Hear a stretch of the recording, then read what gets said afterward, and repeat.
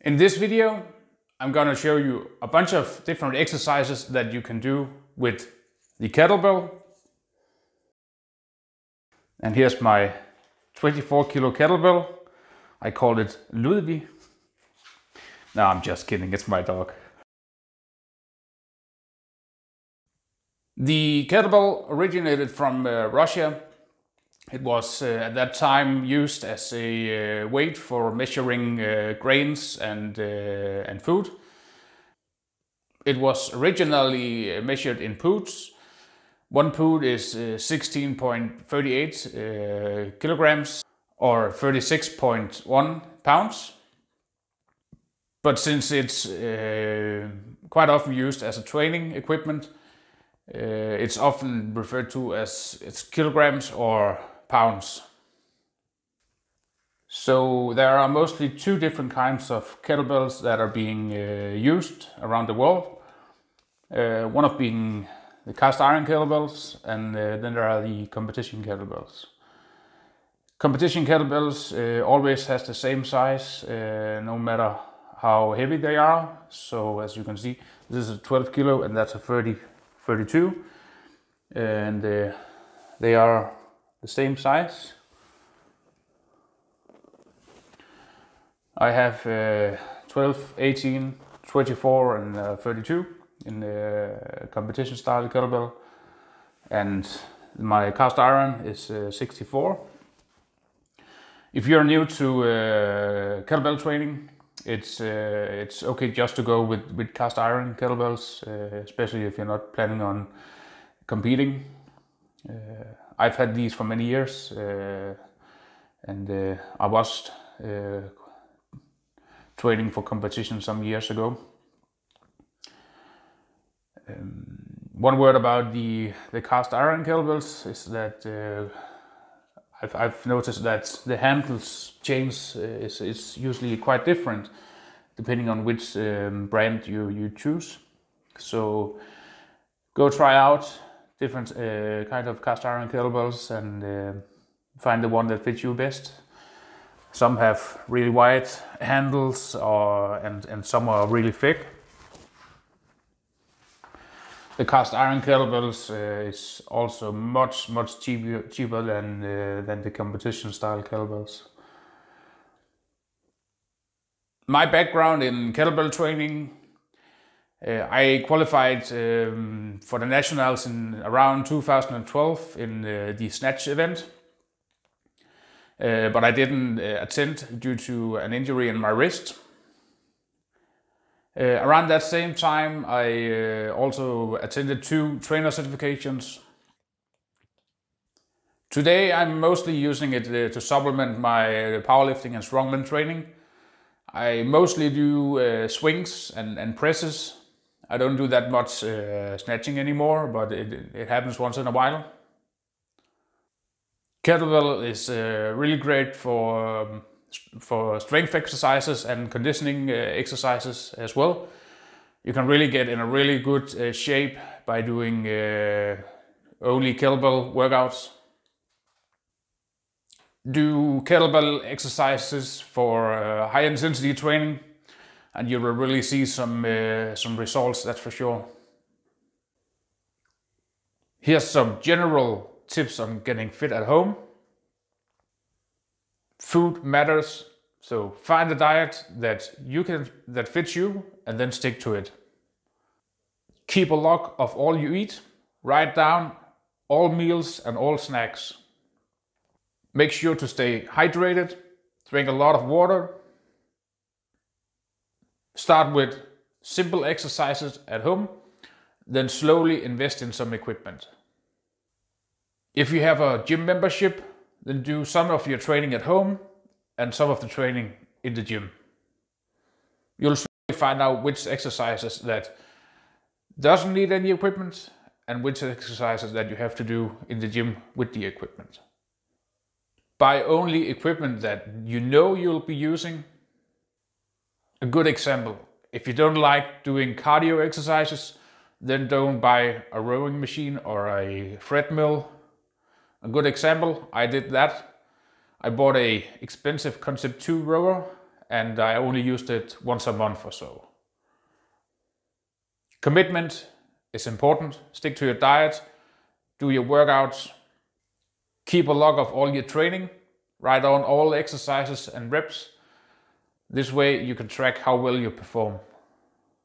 Plan your meal and workouts ahead. Prep food for many days. If your meals are already ready, it's easier to stay on a diet. The same goes for training. Plan your workouts ahead. Let's get started. The first thing to learn before training with kettlebells is how to pick it up. Do it similar to a regular deadlift. Your feet shoulder to hip width apart. Maintain a straight back. Slightly bend down. Grab the kettlebell and extend your legs. And the same way down again.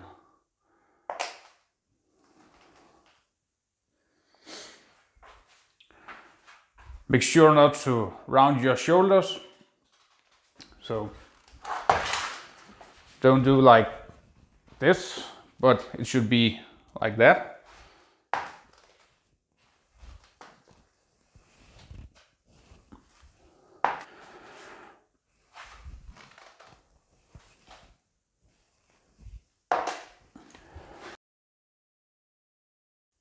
The next exercise is the Russian swing. There are a few different variations of the swing, and the Russian is the basic of all swings. The Russian swing is initiated similar to the deadlift that I just showed you, but when you pick it up, you start it by swinging slightly in between your legs, and then to get it up in the chest to eye level, you make a powerful hip extension. The Russian swing is to chest to eye level. So pick it up like a deadlift, swinging in between your legs. Extend your hips violently, like that.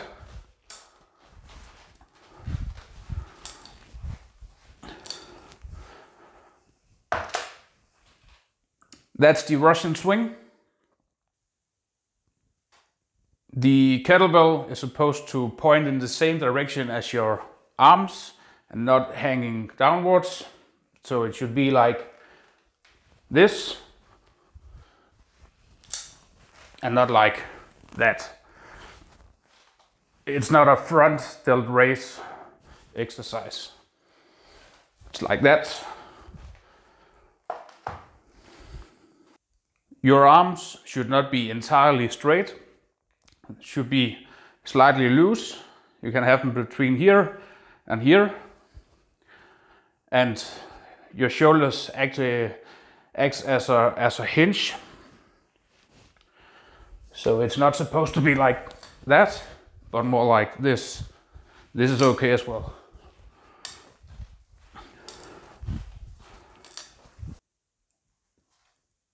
If you have a problem with not generating enough hip power, then a good exercise to increase that is by doing squat jumps more violently. I showed you squat jumps in my previous Fit at Home video, where I went through a bunch of bodyweight exercises. When doing the squat jump for maximizing hip power, make sure to do it violently when you jump upwards, like that.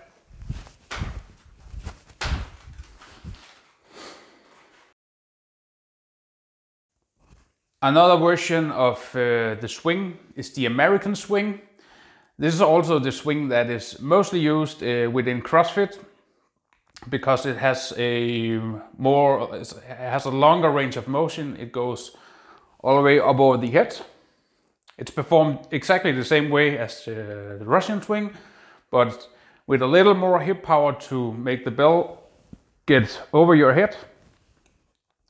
The final position could be just slightly in front of your head, or if you have enough flexibility, all the way in line with your body.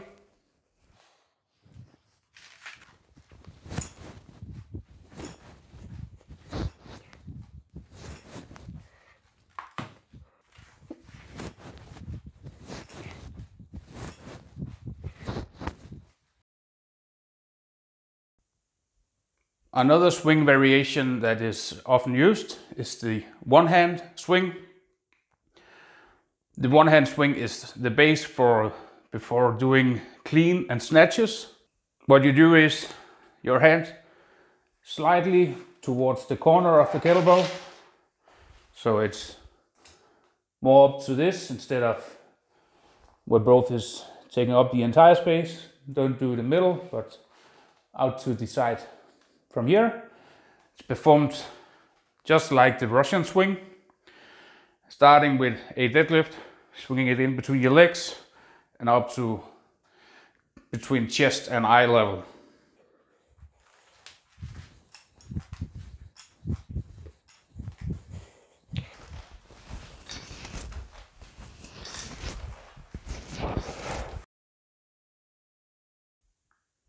There are two common ways to switch hand during the exercise with a one hand swing.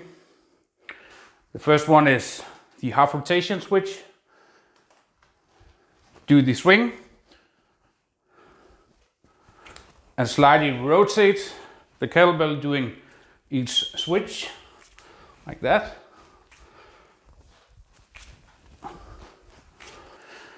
That exercise alone, doing one swing, switch to the other hand, doing one swing and so on, is also a good exercise. The other way to switch hands is the hand-to-hand method. When your kettlebell is at chest to eye level, the other hand goes over and grabs it, and the first hand gets out.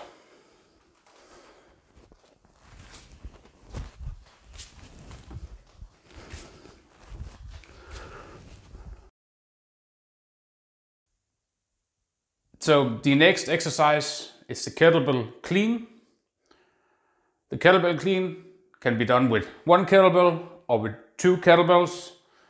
You go with a one hand swing and put it up at your chest. Make sure to land the kettlebell, form your arms in a V shape like this, and land the kettlebell here on your forearms and on your biceps. Do not land the kettlebell out to the sides. This can lead to an injury.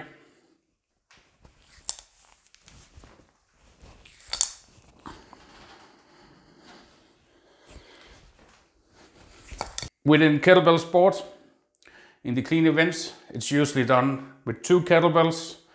It's the exact same way, just with the other arm as well. And from there, when you've done the clean, you can do a jerk or a press. From this position, you can do shoulder press, push press, jerks, and so on. Your presses should always start where the clean lands, the top position or the rack position. Again, do not start them out here. This can lead to an injury. So a shoulder press with a kettlebell. Make sure to tighten up your core muscles. From here, press over your head. Down again. Push press with a kettlebell. In the push press, you get some help by pushing with your legs as well. You make a small dip, and then on the way up, you extend your legs violently to gather enough force to help you push the kettlebell over your head.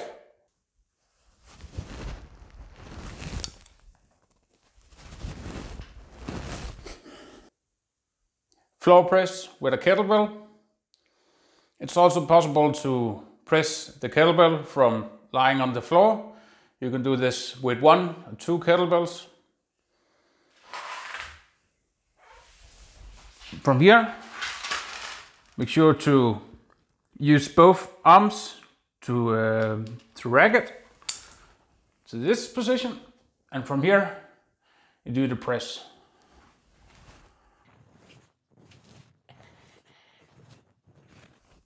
And when you run the kettlebell on the floor again, use both hands again, like that. Kettlebells are also great for squatting exercises. This can be done in a few different ways. You can do it in the clean rack position with 1 or 2 kettlebells. You can do it front squat, or you can do it as a goblet squat, where you turn the kettlebell upside down. And there are many other ways to do it. So, front squat with 1 kettlebell, rack position, from here, do the squats. Front squat with 1 kettlebell holding the handle.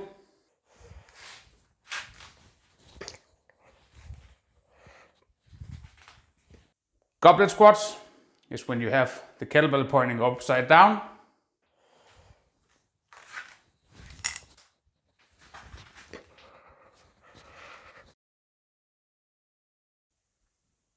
Another great and absolutely challenging swing exercise is the power swing. It's done like the Russian swing, but on the way down you force it, put in a lot of effort to push it down again, and then swing it normally up, push it down, and so on.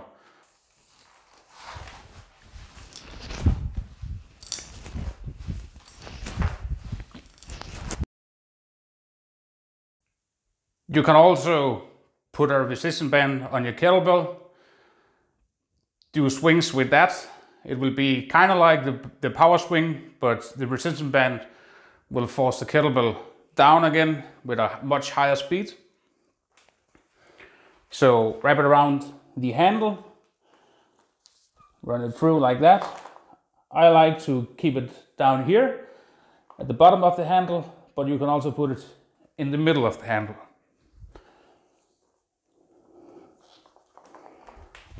From here you stand on the resistance band, and from here you just do the swing.